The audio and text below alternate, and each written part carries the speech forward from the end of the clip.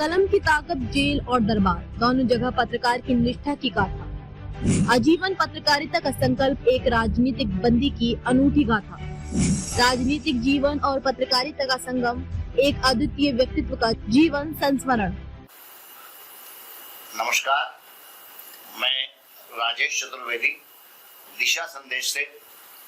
आज हमारे साथ आपातकाल बंदी राजेंद्र जी राज हैं, जो कि पत्रकार होने के साथ साथ बहुत सारे प्रसिद्ध राजनेताओं के सानिध्य में भी उनका समय गया है।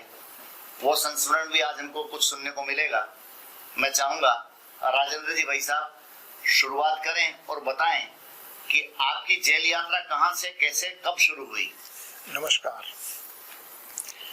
जेल यात्रा आपातकाल का दौर था। वो राष्ट्रीय स्वयंसेवक संघ के ओटीसी कहलाती है, प्रशिक्षण वर्ग कहलाता है। उस समय 25 दिन का होता था और झुंझुनू के रानी सती नगर, झुंझुनू में जो है रानी सती नगर कहलाता है, वो रानी सती, वहां पर हुआ था हमारा 25 दिन का। और वहां से हम जैसे ही 23 तारीख को आए, उसके 2-3 दिन बाद ही इमरजेंसी अखबारों में छप गई और इमरजेंसी लग गई। और इससे तुरंत बाद ही संदेह लगने लगा था कि आरएसएस, राष्ट्रीय स्वयंसेवक संघ पर भी प्रतिबंध लग सकता है।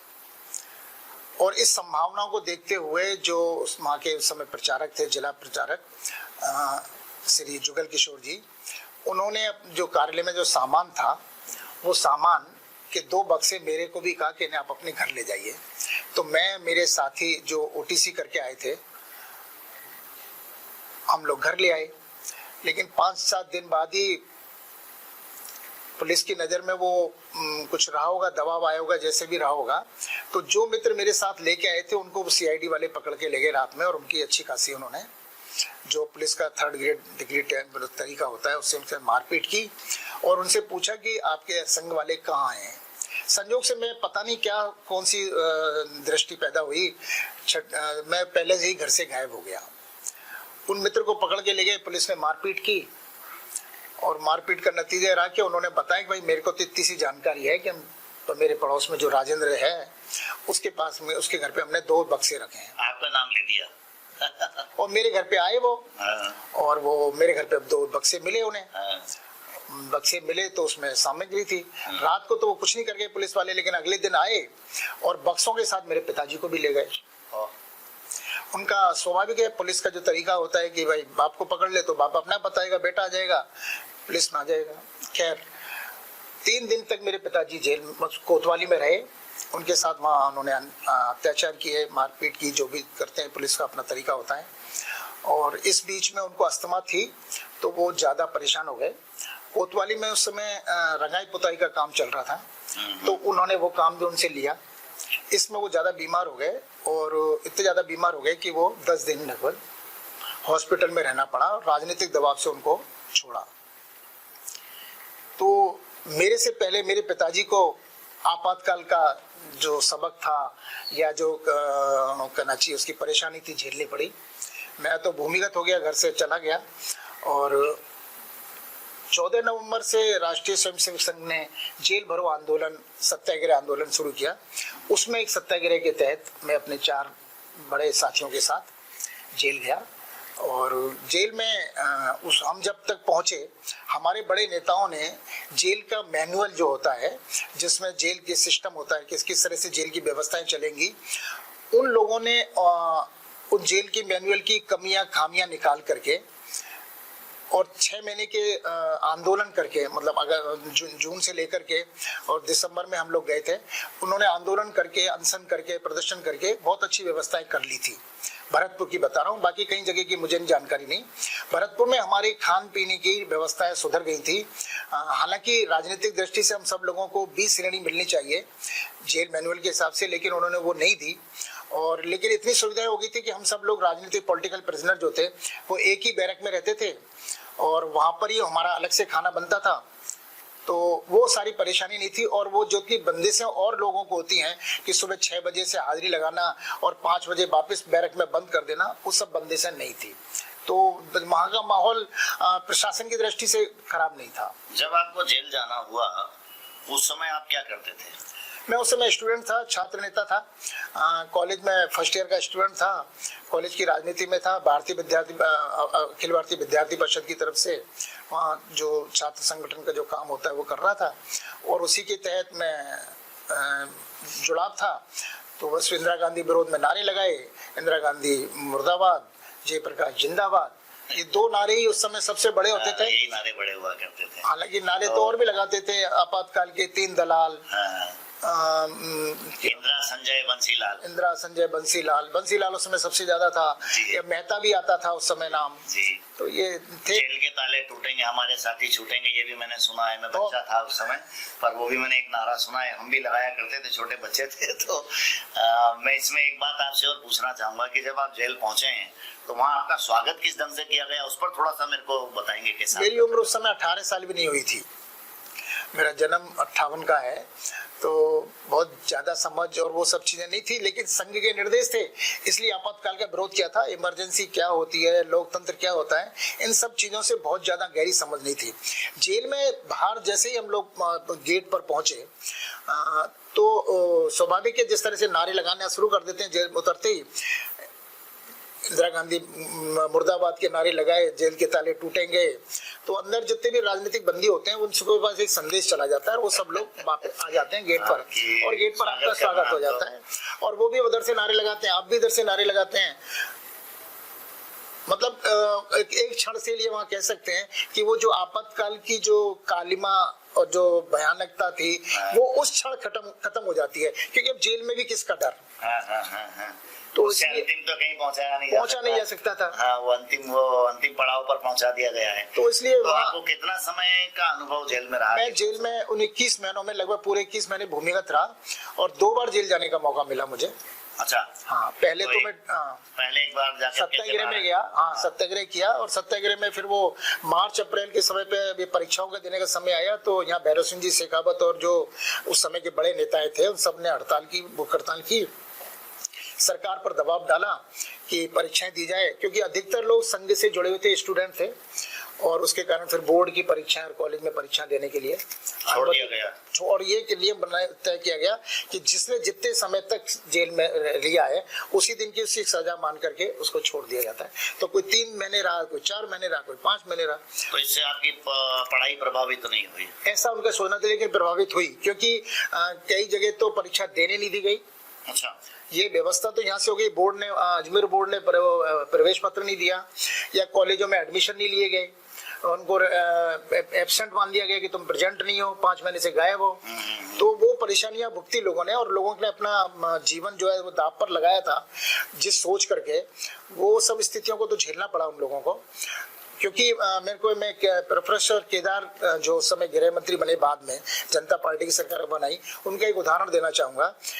उनके समय जब पहली बार लोग जेल में पहुंचे, स्टूडेंट्स नारा लगा करके, नवंबर महीने से शुरू हुआ था ये आंदोलन, तो उन्होंने उन सब लोगों को, छोटे छोटे बच्चों को जो 18, 19, 20, 22 साल के लेके थे, उन सबको देख करके कहा, अरे हम लोग तो ये सोच रहे थे कि जेल में सड़ जाएंगे, ये लोग कहाँ से हिम्मत लेके पैदा हुए हैं, ये कौन सी चक्की का आटा खा के आए हैं, तो जो लोग आए हो इस जेल में। और उन्होंने सब लोगों को, छात्रों को, बच्चों को गले लगाया और बोले, हम तो सोच रहे हैं कि जो रूस का प्रभाव है, इससे जैसे साइबेरिया में लोगों को जेलों में सड़ा दिया गया, गल गए बर्फ में लोग, वो स्थिति हमारी हो रही है। ये कौन सा कहाँ से, मतलब इनमें खुद जज्बा पैदा हुआ है कि ये लोग जेल में भर रहे हैं, और एक के बाद एक लगातार आ रहे हैं, 5 आ गए, फिर अगले दिन 5 आए, फिर 5 आए। तो वो जो लोगों के पास खबर थी उससे वो लोग उत्साहित हुए। पहली बार मैं, जो लोग बताते हैं कि केदार जी ने आंखों में आंसू ला करके, उस समय के वो वरिष्ठतम नेता थे विपक्ष के, और उनका कहना था कि ये जज्बा जो पैदा हो रहा है ये कुछ करेगा। जेल में ऐसे कौन से लोग थे जिनसे आपको लगा कि नहीं, मैं बहुत अच्छे लोगों के बीच, बहुत बड़े लोगों के बीच में, या अब लगता हो कि मैं उनके साथ वहां रहा, ऐसा? हाँ, ये मेरे लिए ये गौरवान्वित क्षण रहे हैं वो। मुझे संयोग से उस समय आचार्य गिरिराज किशोर जी के साथ रहने का मौका मिला, जो उस समय के जनसंघ के संगठन महामंत्री थे और प्रचारक थे राष्ट्रीय स्वयंसेवक संघ के। संयोग से मुझे विधानसभा के जो अध्यक्ष रहे कैलाश मेघवाल जी, उनके साथ रहने का मौका मिला। ये कहना चाहिए कई एमएलए एमपी जो बाद में बने उन सबके साथ तो रहने का मिला, लेकिन ये 2-4 लोग हैं जिनके बारे में मेरा रहने का मिला। और आपका अनुभव सारा भरतपुर जेल से ही रहा? मैं पूरे 21 महीने भरतपुर शहर में मतलब उसमें ही रहा, मतलब जिले के अंदर रहा, भूमिगत रहा। जो संघ के निर्देश मिलते थे उस हिसाब से पर्चे छापने का काम था असली उस समय लोगों का। जो सबसे बड़ा जो काम था कि वो जो पहले तो साइकिल स्टाइल पेपर छापते, क्योंकि अखबार तो बंद था, ये तो आपको पता है, सेंसरशिप लग चुकी थी। अखबार में केवल वो छपता था जो कलेक्टर की तरफ से मंजूर होता था कि ये चीजें खबरें छपेंगी, यही छपेंगे। तो उस समय जो असलियत जो थी, या तो बीबीसी के माध्यम से, जो बीबीसी जो ब्रिटिश ब्रॉडकास्टिंग कॉर्पोरेशन है, उसका रात के 8 बजे हिंदी में बुलेटिन आता था, वो सुनते थे, या फिर संघ की तरफ से पत्रक पैम्पलेट बांटे जाते थे। उन सब का एक हमारे मित्र थे, पहले तो मथुरा से छपा के लाते थे, फिर बाद में उतना खर्चा आता था तो उसमें मैं उनका नाम दूंगा तो स्वर्गवासी हो गए, राम खिलाड़ी रावत।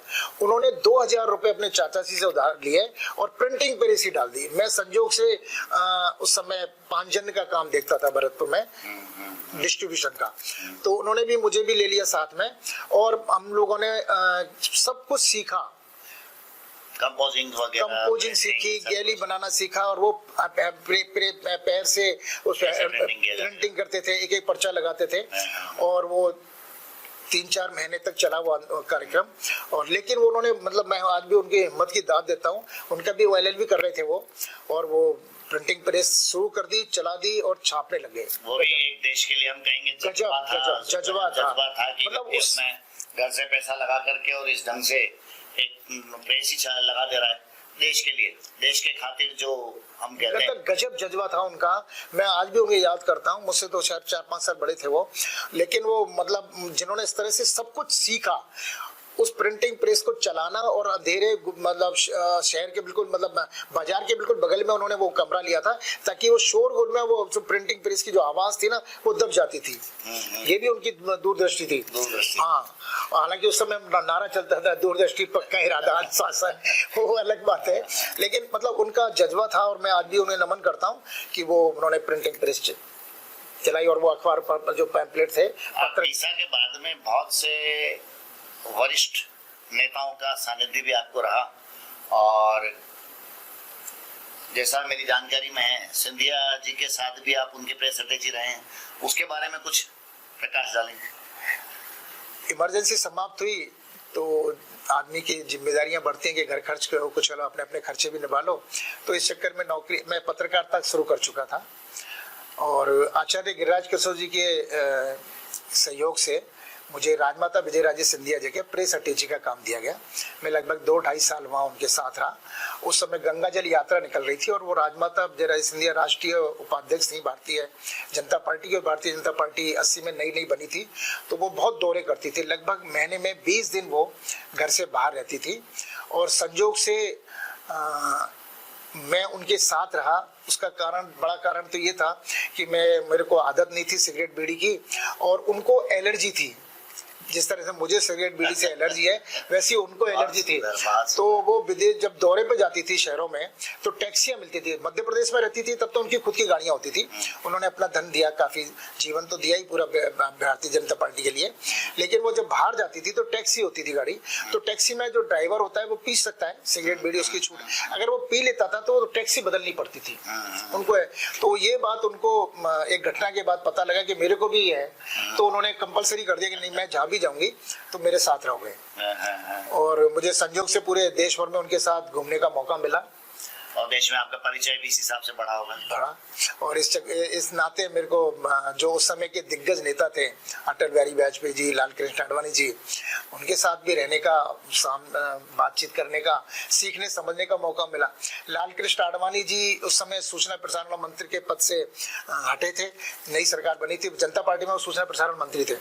उनका कितना IQ आगे का था और कितने अपडेट रहते थे, ये बात मुझे पता लगी। इंदौर में एक सम्मेलन हुआ भारतीय जनता युवा मोर्चे का जी। उस सम्मेलन के बाद हम लोग सब इंदौर से उज्जैन जा रहे थे स्नान के लिए जी। तो रास्ते में संजोग से उस समय बहुत अच्छी व्यवस्थाएं नहीं थी, मतलब जितना संसाधन होना चाहिए। तो उसी गाड़ी में मेरे को और आडवाणी जी को, मैं उनके साथ बैठा। उस समय एक फिल्म आई थी अर्थ, और उस समय की बहुत ही क्रांतिकारी मूवी थी वो।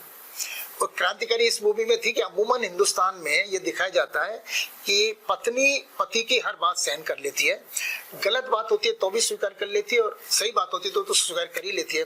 उस फिल्म में ट्रायंगल था, तीसरा था, पति पत्नी के बीच में कोई दूसरा व्यक्ति आ गया, दोनों के संबंध हो गए, पति के दूसरे से संबंध हो गए। अमूमन क्या होता है, पत्नी माफ कर देती है। उस फिल्म में ये दिखाया गया कि पत्नी कहती है नहीं, अगर मैं ऐसा करती तो तुम क्या करते, तो स्वाभाविक रूप से पति कहता कि मैं तुम्हें स्वीकार नहीं करता, तो फिर मैं क्यों स्वीकार करूं जी।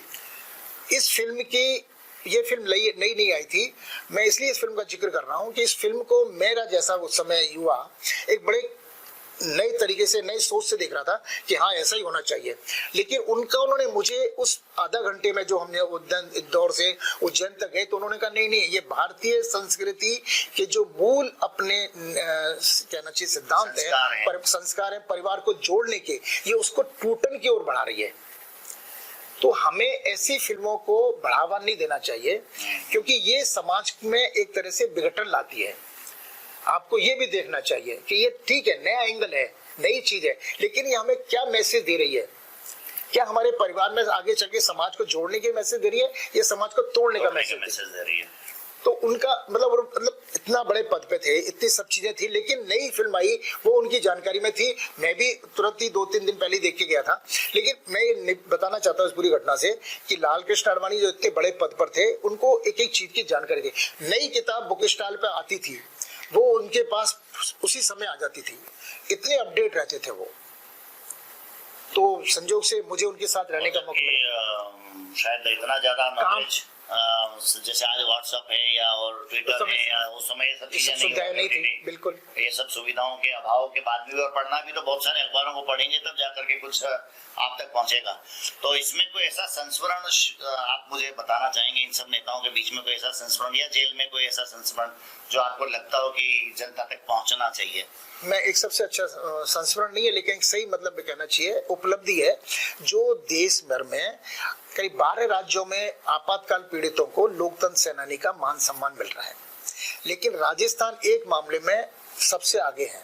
हालांकि इसकी शुरुआत उत्तर प्रदेश से हुई मान सम्मान देने की आपातकाल पीड़ितों को। मुलायम सिंह जी ने इसकी शुरुआत की और मध्य प्रदेश में उस समय जो मुख्यमंत्री थे शिवराज जी, उन्होंने इस सुविधाओं को, मान सम्मान को और आगे बढ़ाया, क्योंकि वो खुद भी नाबालिग होते हुए जेल में थे, इमरजेंसी के पीड़ित थे। लेकिन राजस्थान एक मामले में बहुत आगे है और इस बात का श्रेय मैं वसुंधरा जी को देना चाहूंगा। और वो शायद इसलिए कि वो पुराने संबंध थे और इसलिए कि वो कुछ अच्छे दिनमान थे। आपको जानकर ताज्जुब होगा कि आपातकाल के दौरान जो सरकार ने, प्रशासन ने, पुलिस ने जो उस समय गिरफ्तार किए गए थे, वो 3 कानूनों के तहत लोगों को गिरफ्तार किया था। एक मीसा के तहत गिरफ्तार किया था, एक DIR के तहत किया था, और तीसरा था भारतीय दंड संहिता के तहत 107, 151, 116 जो। उसके पीछे की धारणा ये थी कि शुरुआत में तो लोगों को मीसा और DIR में बंद किया गया, लेकिन बाद में ये आंकड़े जब ऊपर तक जाते थे और विदेशों में चर्चा होती थी, तो सरकार की बदनामी से बचने के लिए, वैश्विक दबाव को ध्यान में रखते हुए इन्होंने ये तरीका निकाला कि आगे DIR में बंद नहीं करेंगे, 107 और 151 में बंद कर देते। आपको ताज्जुब होगा कि जहाँ जयपुर में जो बड़े बड़े नेता थे शुरुआत में, उनको 107, 151 में बंद किया गया। बाद में जब उनको लगा कि यार इनको 107, 151 पे तो जमानत मिल सकती है, हालांकि उस समय जमानत लेने के लिए भी बहुत सारी बंदिशें थी। 2 नसबंदी के केस लेके आओ, अच्छी खासी आपके पास जमीन संपत्ति जो देने वाला है वो गवा दे, ताकि जमानत नहीं मिल सके। ये उस समय की उन्होंने बना रखा था, विशेष शर्तें बना रखी थी ताकि रोका जा सके प्रशासन के हिसाब से। तो मैं ये निवेदन करना चाहता हूँ, जो तीसरी जो मामला था CRPC में जो लोग बंद हुए थे, उसमें राजस्थान में करीब आज की तारीख में 250 लोग ऐसे हैं जिनको ये मान सम्मान मिल रहा है। और ये मान सम्मान मिलना बहुत मुश्किल काम है और अभी तक किसी भी, मतलब मध्य प्रदेश ने भी नहीं दिया, उत्तर प्रदेश ने दिया, जो अपने आप में अग्रणी राज्य माने जाते हैं मान सम्मान देने में। और इसका श्रेय वसुंधरा जी को जाएगा। और मैं और मेरे एक मित्र हैं खेमराज जी, कृष्ण गोयल जी, हम 2 मित्रों ने इसकी लड़ाई को आगे बढ़ाया। इसमें मेरे जो शुरुआत मीटिंगें हुई, बहुत सारे लोगों ने प्रयास किया, क्योंकि एक बड़ी भावना पैदा हो गई थी कि जो लोग जेल में गए DIR और मीसा के तहत, उनको तो मान सम्मान मिला, बाकी सब लोग नहीं गए, तो उनको लगता था कि जैसे हम चोर हो चुके हैं। उस समय यहाँ पर गृह मंत्री थे गुलाब चंद जी कटारिया, उनसे बहुत सारे लोग मिले, उससे पहले भी बहुत मिले, संघ के लोगों से मिले, तो सब लोगों ने कहा कि नहीं भाई आपका नहीं हो सकता है, सीआरपीसी की धाराओं में जो लोग बंद रहे थे उनको नहीं मिल सकता है। और इसके कारण उनको लगता था कि ये लोग तो बड़े लोग हैं, जो भाई बाकी सब लोग चोर उचक्के थे, तो बड़ा एक तो उनको मन में हीन भावना थी और इस बात को लेकर के वो बहुत ज्यादा अपने आप को अपमानित महसूस करते थे। उन्होंने एक संगठन बनाया और इस लड़ाई को आगे बढ़ाया। संजोग से कृष्ण कुमार जी गोयल भी 107-151 में रहते, मैं डीआईआर में भी रहा हूँ और 107-151 में भी रहा हूँ, तो मुझे उसका दर्द पता था। क्योंकि आपको ताज्जुब होगा, बीच में एक बात जोड़ दूं, जेल में धाराओं का बहुत महत्व है। अच्छा। कौन किस धारा में बंद हुआ है, जेल में इस बात पे सम्मान मिलता है। अच्छा। 302 की धारा में बंद होकर जाने वाले व्यक्ति को जेल में सबसे ज्यादा सम्मान मिलता है, क्योंकि उसने हत्या की हुई होती है। उससे ज्यादा क्या होगा, जघन्य पाप हो नहीं सकता। तो वहां किसी व्यक्ति से पूछा जाता तो उसका नाम नहीं पूछा जाता, वहां उससे यही पूछा जाता कौन सी धारा में आया है। और सबसे ज्यादा जो असामान्य व्यक्ति माना जाता है वो 107-151 का ही माना जाता है, क्योंकि उसको आवारागर्दी में माना जाता है, चोर उचक्के में माना जाता है। तो ये जो धाराओं का खेल है वो मुझे भी अनुभव हुआ जब मैं दूसरी बार जेल गया। जब मैं 107-151 में मेरा लेके गए, तो वहां जब हमारे रात में जब रजिस्टर में एंट्री के बाद में जब उनको कहा गया बैरक में जाना है, तो उन्होंने कहा नहीं, ये राजनीतिक बंदियों के साथ बैरक में नहीं जाएंगे, ये अलग से बैरक में जाएंगे। वो अलग बात है कि 15-20 मिनट की झड़प के बाद हमारे जो नेता थे उन्होंने कहा नहीं हमारे ये लोग हैं, हमारे साथ ही रहेंगे। और उन्होंने भी जेल के प्रशासन ने भी कहा, क्योंकि जेल का प्रशासन ये चाहता था कि शांत रहना चाहिए, मामला हल्ला नहीं होना चाहिए, गुल्ला ना हो, कैसे भी करके शांति बस उनकी, इसलिए वो हर चीज मान लेते थे लगभग जब तक कि कोई बहुत बड़ी नहीं हो। अब मेरे को भी छोटी सी उदाहरण बताता हूँ आपको, रोचक घटना लगेगी। कैलाश मेघवाल जी उस समय जेल में थे, बैडमिंटन खेलने का शौक था, मैं भी खेलता था, ज्यादा लोग थे नहीं वहाँ, उनको खेलने के लिए कौन चाहिए, मैं भी खेलता था। अचानक कोई पत्थर चुभ गया उनके खेलते हुए, मेघवाल जी को। वो क्रिमिनल लॉयर हैं, बहुत अच्छे। तो उन्होंने कहा कि जेल में कि अगली बार मुझे वो हड्डी वाले डॉक्टर को लाओ। हड्डी वाला डॉक्टर आया तो उन्होंने उसको बिना पूछे कह दिया कि तू टेबल टेनिस के जूते लिख, और उसका तरीका बता देता हूँ, उस पर लिख दे कि हड्डी फैल गई है, एड़ी की हड्डी जो है फूल गई है। बेचारे डॉक्टर ने लिख दिया। अगले 5-7 दिन में वो टेबल टेनिस जूते आ गए, टेनिस वाले जूते आ गए, जूते खेलने के लिए आ गए। तो प्रशासन ये चाहता था कि हल्ला नहीं मचे, हल्ला नहीं मचना चाहिए, बनी रहे। हाँ बस इनको बंद रखो। और इसीलिए मैं केदार जी की जो घटना बता रहा था, उनका मकसद ये था कि सड़ा दो। जी।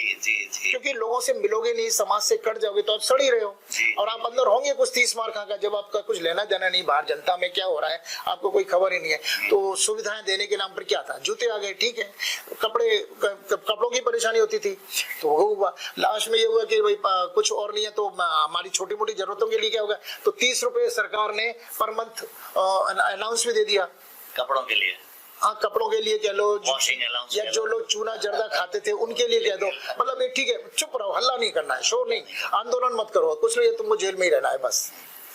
तब की राजनीति और आज की राजनीति में यदि हम देखें तो आम जन में क्या बदलाव आपको नजर आता है, तब के राजनेता और आज के राजनेता? मैं आपको तीनों चीजों की स्थिति का चित्रण करता हूँ। पहली स्थिति आजादी से पहले की, जब देश गुलाम था, अंग्रेज हमारे यहाँ हुकूमत कर रहे थे। दूसरी स्थिति आपातकाल की, और तीसरी स्थिति आज की, क्योंकि आज भी विपक्ष के लोग, जो कांग्रेस जो इनकी अग्रणी है पार्टी विपक्ष में, नरेंद्र मोदी जी पर यही आरोप लगाते हैं कि आज भी अघोषित आपातकाल लगा हुआ है। अब उनसे मैं ये जानना चाहता हूँ, मुझे कई बार हंसी आती है उस पर, क्योंकि अघोषित कह करके आप ये तो कहना चाहते हैं कि आपातकाल तो लगा हुआ है।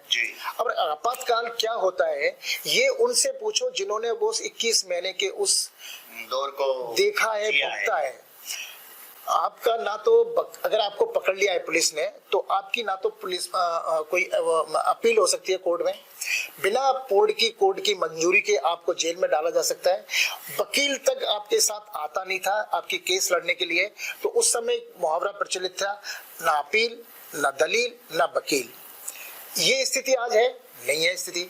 उस समय अखबार में एक लाइन नहीं छप सकती थी जब तक कि कलेक्टर उस पर अपनी सिग्नेचर नहीं लगा दे अखबार में। सेंसरशिप थी पूरी। क्या ये स्थिति आजादी से पहले थी? नहीं थी। आजादी से पहले अखबार छापते थे, बल्कि तो शेर चलता है, जब मुकम्मल हो तो आप अखबार निकालिए। उस समय धरना प्रदर्शन कर सकते थे, जितने भी लोग थे सब धरना प्रदर्शन करते। गांधी जी ने पूरी जिंदगी भर यही काम किया, उनके अनुयायियों ने भी यही किया, और इसी बात पर उनको स्वतंत्रता सेनानी का सम्मान दिया गया। आपातकाल में जयप्रकाश नारायण जिंदाबाद बोल दिया तो आप जेल में गए, फिक्स है, पुलिस वाले उठा के ले जाएंगे। मेरे को तो एक अच्छी घटना, मतलब रोचक घटना याद आ रही है। भरतपुर में चौबुर्जा वो जगह है, वो चौबुर्जा से स्टेशन जाने के लिए लोग तांगे में बैठते हैं जी। वहाँ एक मौजाकिया तांगे वाला था, मोटा सा, घोड़ी जो थी वो आगे नहीं बढ़ी, तो 2-4 उन्होंने अपने चाबुक मारे और उसके बाद उन्होंने कहा तू तो ऐसे अड़ गई जैसे इंदिरा गांधी अड़ गई है। उसका इतना कहना था कि पास में ही पुलिस चौकी थी, चौराया था, पुलिस वाला खड़ा था, वो उसको उठा के ले गया। बेचारा बड़ी मुश्किल बंद कर दिया उसको।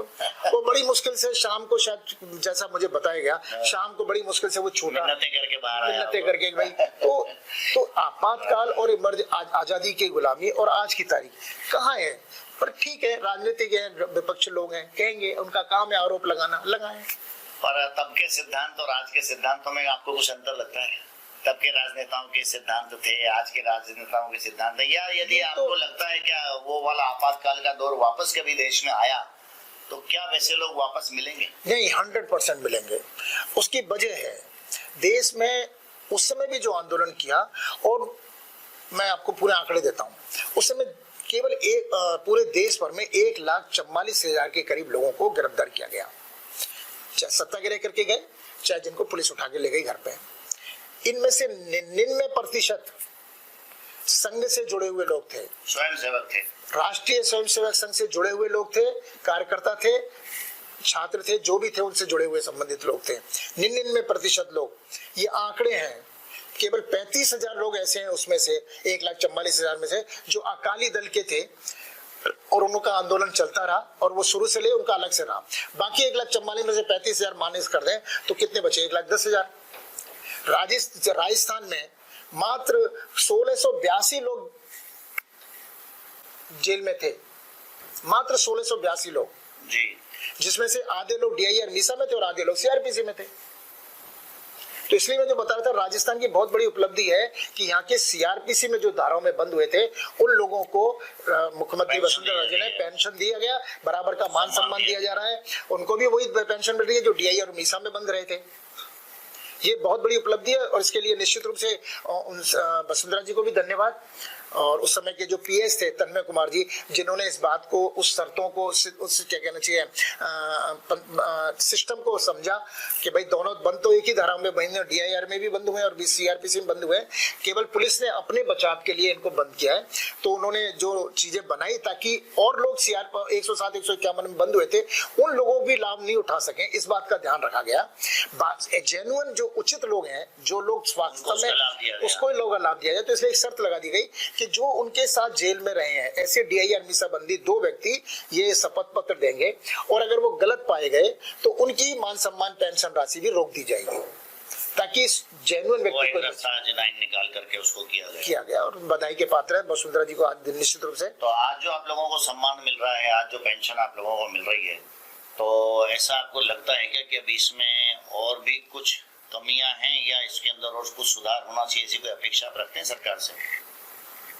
अपेक्षाएं तो खत्म नहीं होती, क्योंकि स्वाभाविक रूप से हर व्यक्ति चाहता है जो आज मुझे मिल रहा है उससे ज्यादा मिले, और ये मांग भी हम देते रहते हैं। मुख्यमंत्री भजन लाल जी को भी दी गई है, उनसे भी ज्ञापन दिया गया है, और उनसे उम्मीद है कि जल्दी ही कम से कम रोडवेज में जो सुविधा है, अभी हमारे लोकतंत्र सेनानी को अकेले व्यक्ति को सुविधा मिलती है, और वो भी साधारण एक्सप्रेस, साधारण बस में और एक्सप्रेस बस में। उनको ये बात समझ में आ गई है कि भाई सीनियर सिटीजन है अधिकतर, तो वैसे ही सरकार के नियम है कि सीनियर सिटीजन को 50% देते हैं, चाहे कोई किसी भी श्रेणी की बस हो। तो शायद संभावना है कि अब वो लोकतंत्र सेनानी प्लस एक व्यक्ति सहायक के रूप में, ताकि कहीं आना जाना पड़े उम्र के हिसाब से, तो उसको सुविधा ये मिल सकती है। और अभी हमको जो सरकार दे रही है वो 20,000 सम्मान राशि और 4,000 उन्हें चिकित्सा भत्ता देती है।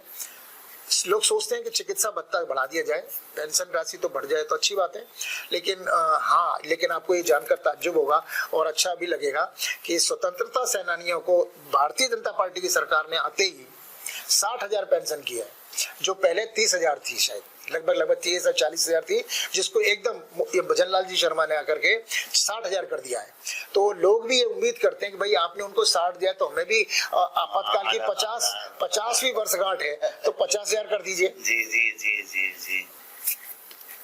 मांग तो है लोगों की, कितना सरकार अपने संसाधनों को ध्यान में रखकर। एक बात और धन्यवाद आप शायद देना चाहेंगे कि उन्होंने कैबिनेट में इसका एक बिल पास कर दिया ताकि आने वाली सरकारें उस पर कोई प्रतिबंध नहीं लगा सके।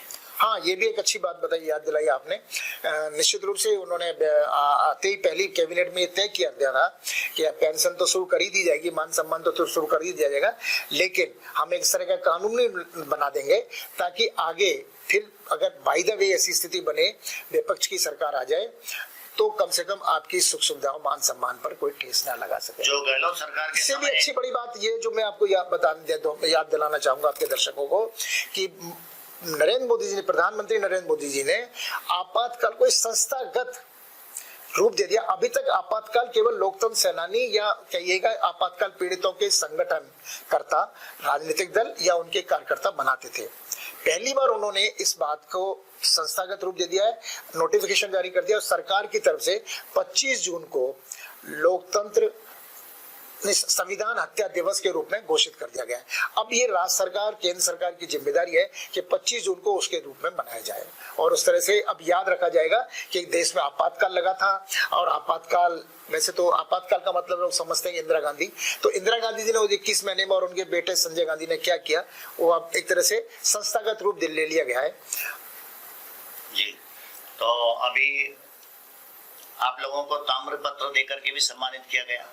इस बात के लिए भी आपने अच्छा याद दिलाया, इस बात के लिए भी भजनलाल शर्मा जी को धन्यवाद देना चाहिए कि पिछली बार हमारे मित्रों मैं और राजेंद्र जी डेरेवाला जोगेश्वर गर्ग जी से मिले थे, जो खुद लोकतंत्र सेनानी रहे हैं।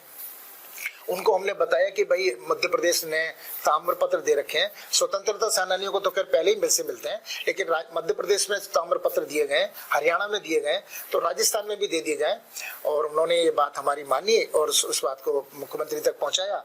भजनलाल जी ने उस बात को स्वीकार किया और पिछले साल ही हमको ताम्र पत्र से सम्मानित किया गया। खुद उन्होंने अपने घर पर बुला करके हर व्यक्ति को, अपने हाथों से एक व्यक्ति को सम्मानित किया, ताम्र पत्र दिया, शॉल उड़ाई और नारियल वगैरह दिया। ये उनका बड़प्पन है कि उन्होंने इस बात को माना और सबको सम्मान दिया।